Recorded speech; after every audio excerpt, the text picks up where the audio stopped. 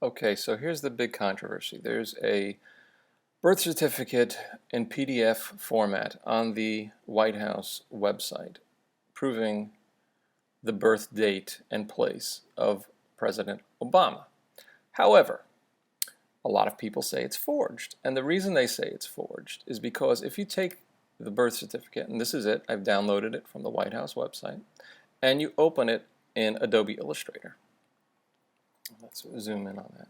You'll see that there's a layers palette here, and it has a layer 1. And if I click and open it, you'll see that it has multiple layers, and it just goes on and on and on and on. And people have decided that because these layers can be turned off like that it had to have been manipulated by hand and therefore forged.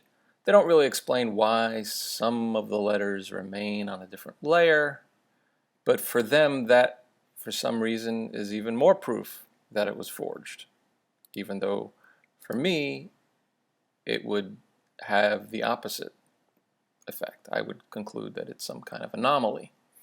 But conspiracy theories abound, and for some reason they did this deliberately just to create controversy and whatever. There's lots of arguments, and they'll just keep coming up with new ones. So good luck, guys. Anyway, so this is it. So I'm going to close this. And we're going to try to replicate that.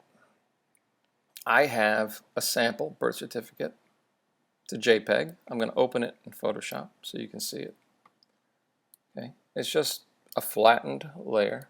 You can see my layers palette. There's just the background. There's nothing else. Okay.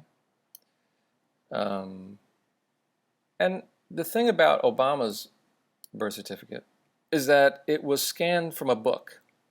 And because it was scanned from a book, the lid on the scanner didn't close completely. Right? And that's why you have the curved edge, and that's why you get different sort of shades of green and background sort of. It's not a clean scan, because that's what happens. If you've ever Xeroxed something out of a book, you know, it gets light from the scanning bed and light from the room that mix, and it makes some areas a slightly different color. Anyway, that's all that is. So I've got a JPEG that's in a way kind of similar to the scanned Obama birth certificate.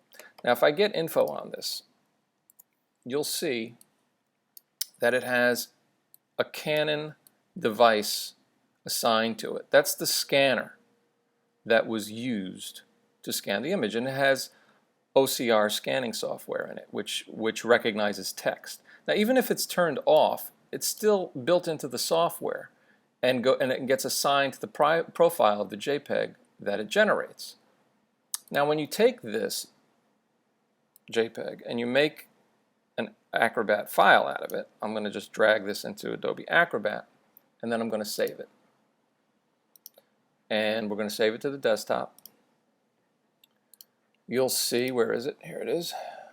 You'll see now I've got a PDF, but if I get info on that PDF, we'll see it's a megabyte in size, which is kind of big.